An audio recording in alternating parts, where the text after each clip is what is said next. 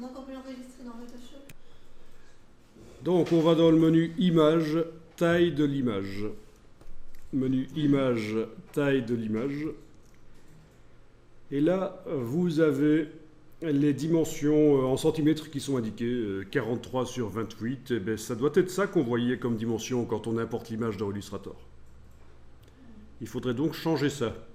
Mais changer ça en faisant en sorte que l'image reste toujours aussi précise, que le nombre de pixels de l'image ne change pas. C'est-à-dire que le moteur de multiplication et de division du nombre de pixels n'est pas coché. Le rééchantillonnage n'est pas coché. Il faut le laisser pas coché.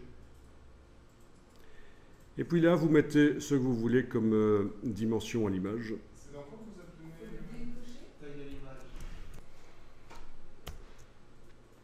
Voilà, par exemple, si j'indique 15, eh bien, le nombre de pixels total de l'image reste le même.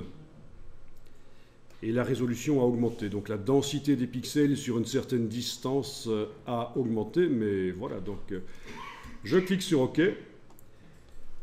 Et je vais enregistrer l'image.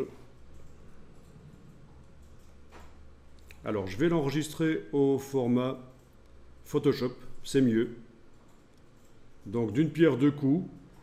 Je règle le problème que vous avez dans Illustrator C6 que parfois, quand vous importez les images, elles sont très grandes. Et deuxième avantage, je vais enregistrer au format Photoshop qui va nous donner plein de possibilités quand on vectorise dans Illustrator.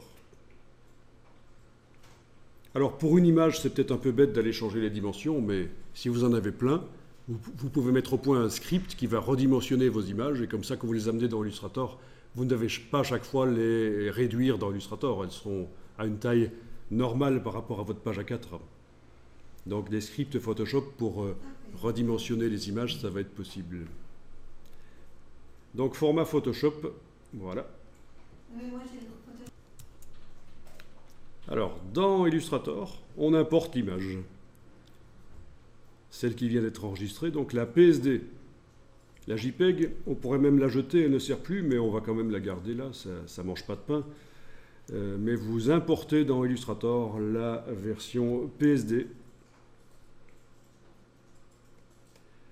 Là, je vais faire comme vous, c'est-à-dire je vais cliquer. Chez vous, c'est la seule manière de faire. Vous n'êtes pas encore dans la version CC qui permet de redimensionner les images au moment où on les importe. Et donc là, vous remarquez que l'image a la dimension souhaitée. Elle comporte autant de pixels que précédemment, mais elle est plus petite sur la page A4 dans Illustrator. Donc, le format qui est indiqué, qui est pré-réglé dans le fichier de l'image, c'est une des métadonnées de l'image. Quel est le format en centimètres? Il influence, dans le cas d'une importation dans Illustrator C6. Mais sinon, j'aurais pu l'importer et la redimensionner. Donc, on aurait pu l'importer et la redimensionner. C'est pour ça que j'ai précisé que si ce sera surtout intéressant quand vous avez affaire à plein d'images, vous allez pouvoir scripter ça dans Photoshop pour les redimensionner automatiquement à une taille normale. Et c'est intéressant de comprendre d'où vient ce fait que parfois, quand on importe une image dans Illustrator, elle est toute petite parfois, et parfois elle est très grande. Oui, parce qu'on peut avoir une image qui arrive toute petite et qui est de meilleure qualité, qui contient plus de pixels qu'une image qui arrive très grande. Puisqu'en fait, la taille dans Illustrator, là, c'est les centimètres. C'est complètement indépendant du nombre de pixels de l'image.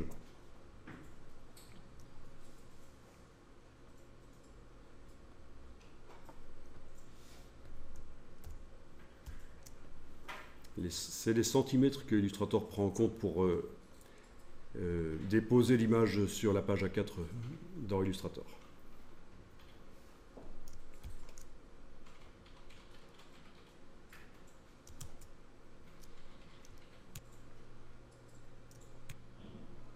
Bon, je vous fais la démo ici. Hein. Regardez, j'importe deux images.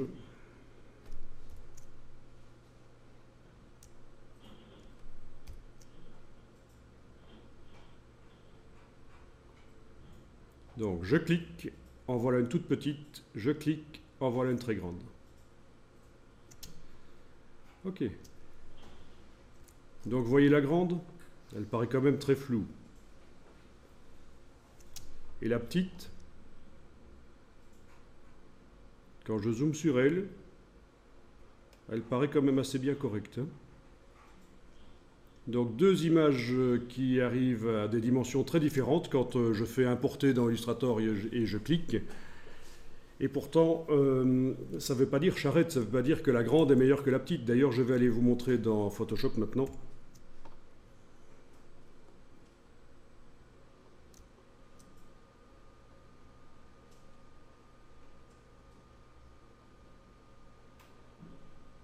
Ok.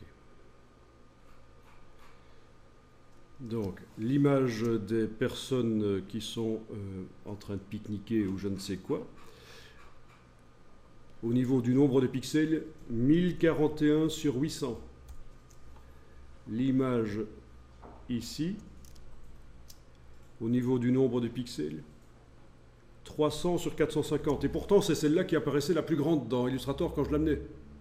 Tout simplement parce que le pré-réglage de la taille est de 40 sur 60 cm ici, avec une densité de pixels de 19 par pouce, alors que l'autre, la taille de l'image est pré-réglée à 5 cm sur 3, avec une densité de pixels de 528. D'accord? Donc vous voyez le genre de piège qui peut arriver.